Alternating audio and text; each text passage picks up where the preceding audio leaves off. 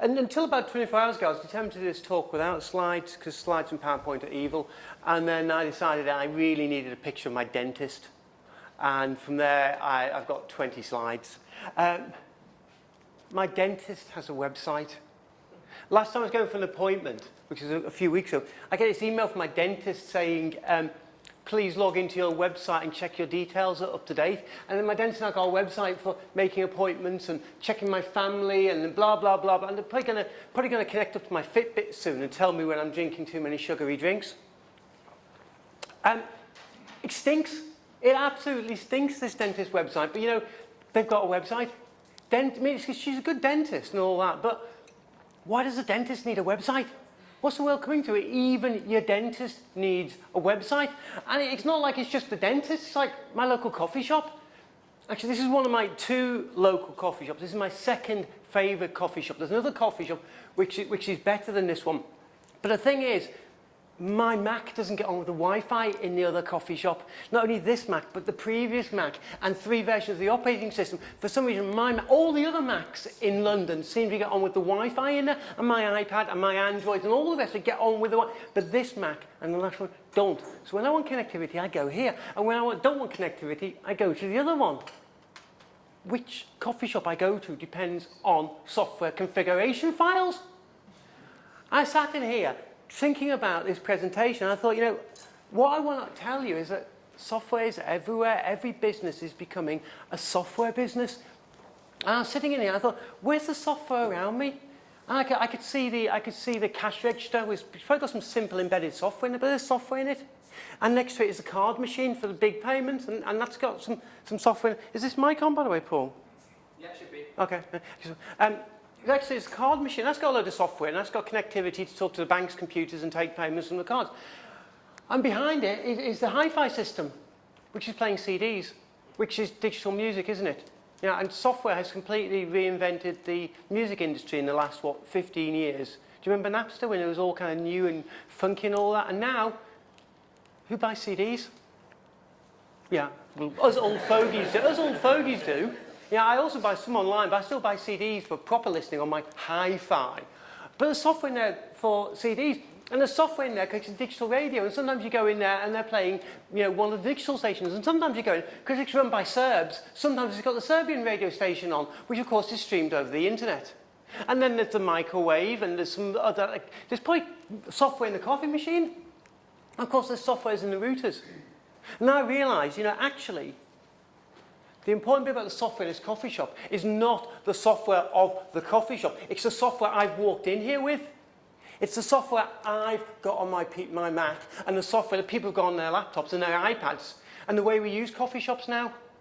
Now that every coffee shop, apart from my favourite one, has Wi-Fi access, you go in there and you use them as an internet terminal, and maybe you spend longer there having coffee, maybe you spend less time there having coffee, I don't know, but you use them in a different way. That's perhaps why we've got so many coffee shops. This is like the 4th or the 5th coffee shop on the same road. You go back 4 or 5 years, when our first coffee shop opened, there's now 4 or 5 coffee shops, and they all have Wi-Fi access. And when I'm working from home, I crawl into one in the afternoon, and I do some work from there, because Wi-Fi access. And I'm sure lots of you are in not dissimilar positions. The software in this shop is like the software we're using. Because we have the software, we relate to this shop differently. And this coffee shop's business is a large part dependent on software. Not just the software in the till, not just the software in the radio, but the software we've brought in and the Wi-Fi connections. Because the thing is, hardware is a commodity. Moore's law, doubling and all that. Hardware, you know, it's an anonymous one. It could be Dell, it could be HP, it could be something else. You know, the only people who pay premium for hardware are us fools who want the Apple logo on our premium laptops, you know. Hardware's a commodity. By the way, just to let you know. You don't have to spend a lot of money. Or I could do a Steve Freeman. If any of you met Steve Freeman, he pulls out a little Dell laptop and it boots up, as a Macintosh. You know, if you put in the effort, you can do anything. Yeah, hardware's a commodity. What makes technology special? You know, nothing IT. What we're talking about is not the hardware. We're talking about the software. It's the software that's special. It's the software that's unique. And it's how you exploit this software. Yeah. And software is becoming more and more prevalent. Go back to my coffee shop. Are the Proxima guys here yet? No. Last time I saw Proxima, we were doing a project together with a major telecoms organisation. And before long, before long, the card that this coffee shop gives you, that you stamps, and when you get 10 or something, you get a free coffee, will be in your phone, and you'll present your phone. Software's getting more and more pervasive. Things that seem too simple to require software, like a loyalty card in a coffee shop where there's one branch, will soon be digitized. And it's not the hardware. The hardware's a commodity. This hardware's around. The other thing about a coffee shop is they've got a CCTV in there running on a bog standard Dell with some bog standard Logicam scattered around. The hardware's a commodity. It's the software that makes them do something special. I'm going to suggest there's some skills around software which you need to have, whether you can program or not. And the first skill is you need the skills to exploit technology, whether you create software or not. Whatever business you are running at the moment needs to use software. And if you don't have the skills to exploit software and get the most out of it, your business is not going to be as effective as it could be. And if your business isn't as effective as it could be, your competitors might be. There's another reason why you want your business to exploit software, and that is simply there's more money in it. This is a good book, a lot of academic research in here. What I'm saying is that the profit margins between businesses that exploit technology and are good at using technology, and the profit margins of the businesses in the similar industries that aren't as good at exploiting software technology have diverged. And the businesses that aren't software-based, aren't IT-based, their profit margins aren't going anywhere near that. If you've got software in your business, you can grow faster. So this is a simple question. Do you want a high-growth business? Where are the entrepreneurs in the room? There's some entrepreneurs in Norwich, aren't there? Do you want a high-growth business or a low-growth business? And would you like a high-profit margin business or a low-profit margin business? Look, there's a simple thing. If this is what you want, couple yourself to Moore's law. Processor power, processor ability, and therefore what software can do is doubling every 18 months. If you couple your business through technology, through software to that, then as the Moore's law races ahead, you'll ride on the coattails. I'm not going to go through all these, but what this guy, whose name you can't pronounce, says, he's at MIT, is look, if you're going to exploit software, there's a whole host of things you need to do. There's a whole host of things. It's not about having the right piece of software. It's not about getting your developers to write the best software. It's about things like empowering the employees to use the software. It's about things like investing in your culture. The culture around technology makes a difference. If you've got a business and you want it to grow, you need to be software-based and you need to get the right culture. Because it's quite simple. If you don't do this, your competitors will. How many of you saw this story during the week? Oh, last week. This is from the FT to prove how highbrow it is. But software is stealing the auto industry. Do you get this? Apple is going to take on these companies. Apple, the company that produces those dinky little iPods. The company that produces your phones and some PCs that some weird people like me use. Apple is going to produce a car. What in their right mind do they think they know about car manufacturing from producing iPods and iPhones? Why can Apple do this? Why would Apple want to do this? I don't know why Google are doing it either. The thing is, cars are increasingly software-based.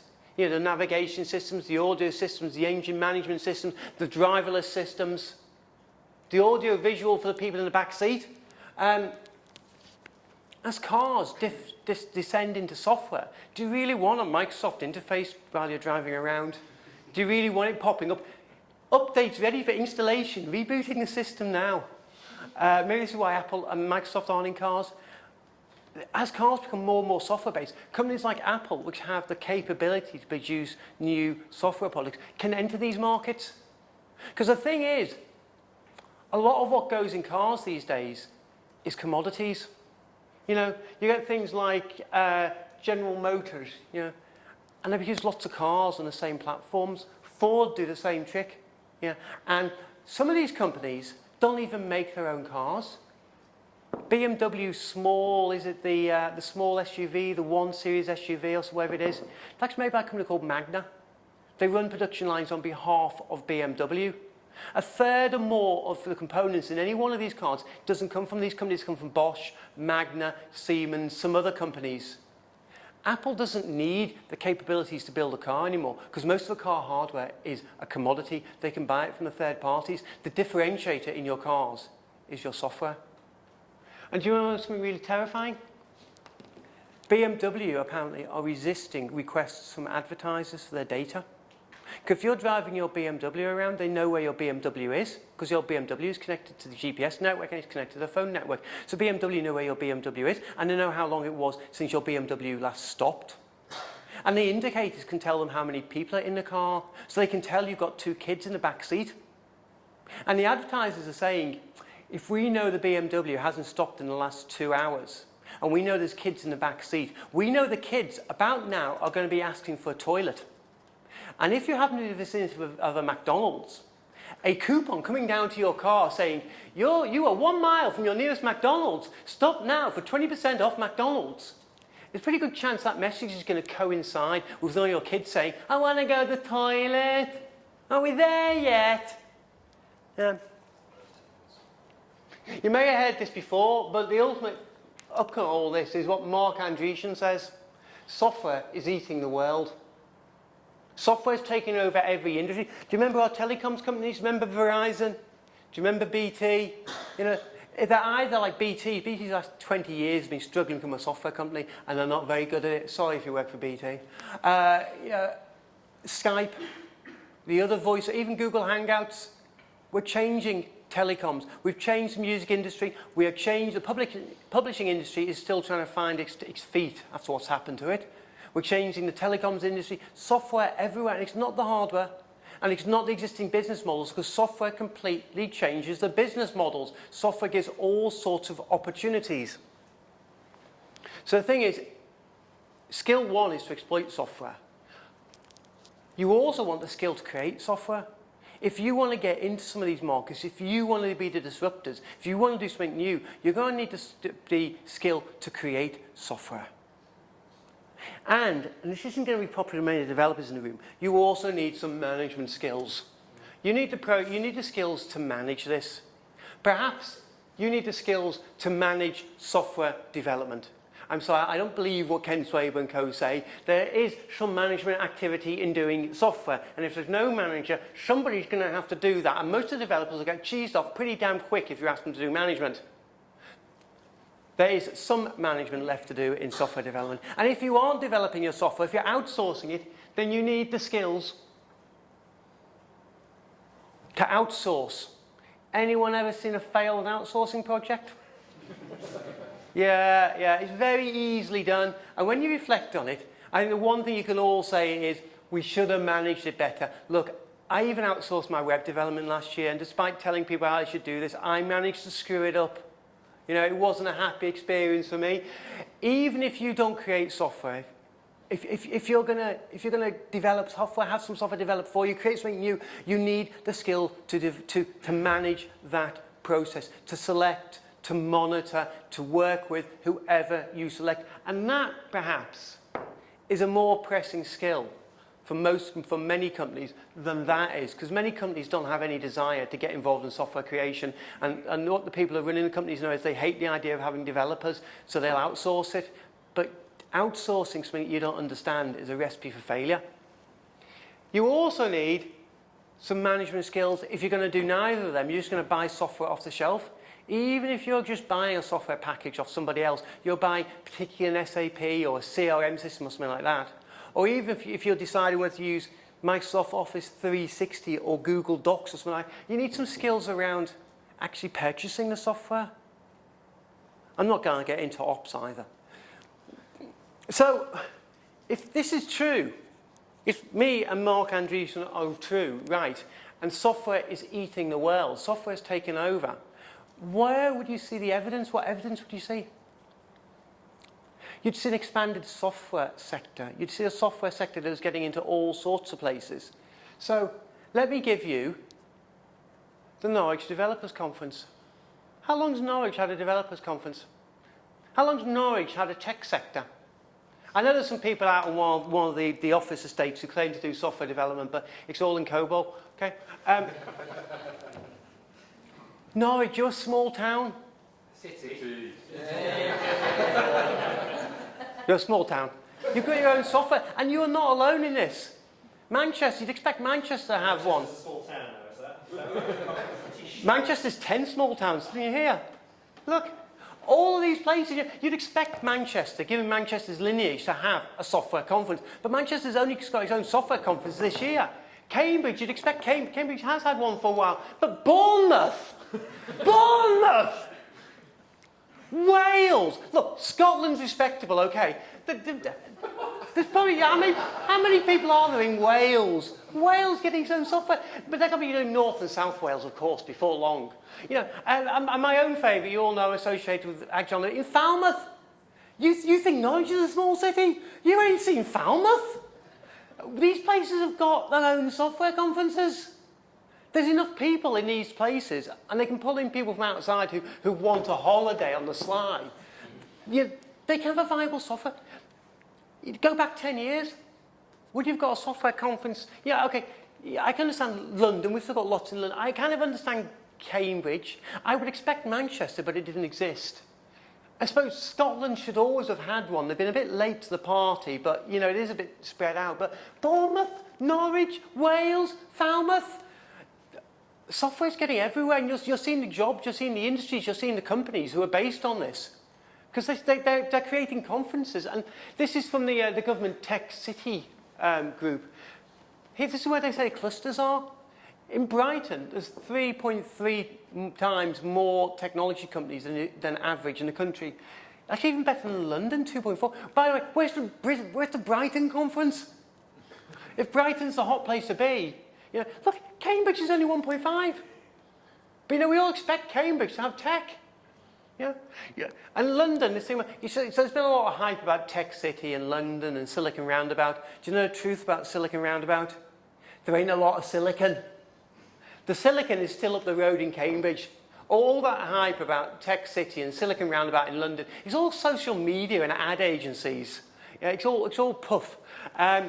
You know, they're everywhere. And I also had a bit of a Google last night from the government website. We've got Tech Britain, we've got Creative England, we've got Campus North in Newcastle. You ever heard of Silicon Canal in Birmingham? Wired Sussex. This one was in the paper today, Sharp Project Manchester. Of course I expect Northern Ireland to be in the act. They're very good at getting grants over there. You're living in a software world. Software makes the world go round. Yeah, this is the way it is. This leads me to say software businesses are everywhere. And ultimately, if you don't think you're a software business, I think you might well be. Unless you want to be Mrs. Miggin's Pie Shop. Even Mrs. Miggin's Pie Shop, as I think I explained, is starting to get software. My dentist is getting software, for Christ's sake. Have you seen this? The US Marine Corps have this, I don't know if it's a motto or saying or what, but they say, every man a rifleman. Everybody in the US Marine Corps is trained to use a gun. And in the extreme, everybody, including the pilots and the ship's captains and all the rest of it, should be able to turn their hands to a machine gun and be able to fight off whoever the baddies are this week, okay? Yeah, every man a rifleman. I think every business is a software business now. You all need some software skills. Even if you're not creating software, you need to be able to exploit it.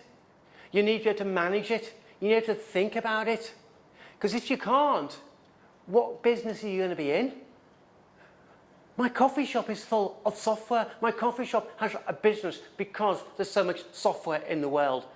If a coffee shop isn't safe, and my dentist isn't safe, what business isn't going to be transformed by software? I'm waiting for your suggestions. On the back of a sealed down email. How do you do that? How do you do a sealed down email? Remember when we were kids? Oh, forget it. So there's 3 skills I want you to think about. The skills to exploit software, the skills to manage software, whether that's creation, outsourcing, or just purchasing. And perhaps, and I think most of what's going to get talked about tomorrow, is this one, the skills to create software. Thank you.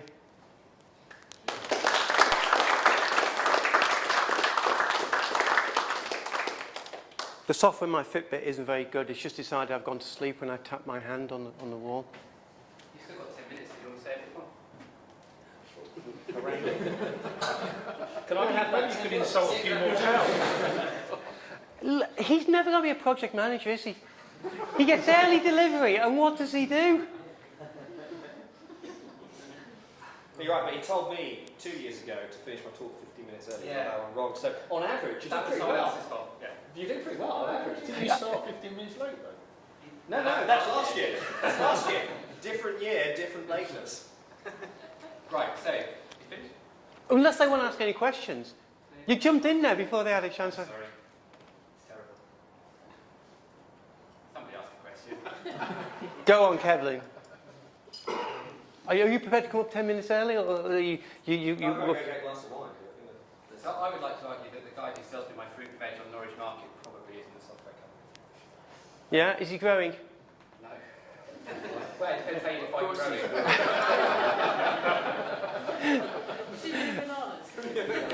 Does he grow bananas in Norwich? That would be an achievement. He doesn't grow anything in Norwich. Yeah. How does? Yeah. Yeah. How does he take payment? Cash? Not for long. Yeah, but he tots them up though. I mean, that's the thing is, because the other thing, I think the thing, funny enough, there was a really bad piece in the Economist a couple of weeks ago on what attracts people to software companies, and I say it was a bad piece because they completely missed the demographics. The other thing is the workforce. So how old's your man there? Probably needs 40s, 50s. Yeah. Yeah, if you're going to, so it's the demographic things. Naturally, even if you did nothing else, it would change. Yeah. Because the millennials, the post-war generation has kind of moved off, and then you have Generation X, which is kind of us, and then millennials, which really have very few assumptions that we hold. And therefore, it's a workforce thing if nothing else. Even if you did nothing else to drive the business, people would change. Yeah. Because of demographics and employment. One of the problems we face is that, us, heaven forbid the even younger people, get this stuff so intuitively, and the people often at the top don't. Because the bigger the company, the older the CEO. And they don't tend to get this stuff. And we are literally talking a different language to them.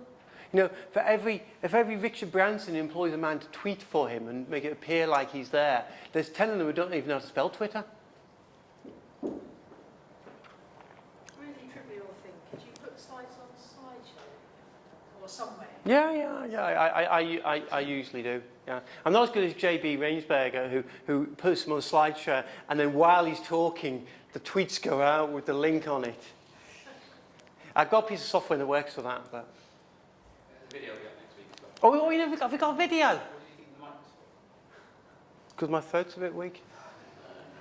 That's why you So can't you're not allowed to edit out the comments about Norwich and Scotland. I didn't say anything hard about Scotland, did I? Yeah, but Would you like just to The borders are closed to you. yeah, there's a border north where you can run safely, but I would not go to. Yeah. I would miss being able to go to Edinburgh. I do not miss the idea of going to Wrexham. And let's just not even talk about Prestatyn. Is that camera still on? Lots of good things come out of Wales. Doctor Who, for example. Don't knock it. We give it. We can take it back. And he's a Scotsman. You got an office in Wales. If you guys don't know Rob, he works for a company called Fugu. I've done lots of work with, and they've had me to exotic places like Great Yarmouth, and last year Perth, Australia. I've travelled the world with them, so Wales could be in the offing. So just one thing to pick you up on. Yeah. Were you aware that Norwich has tech city status as well now?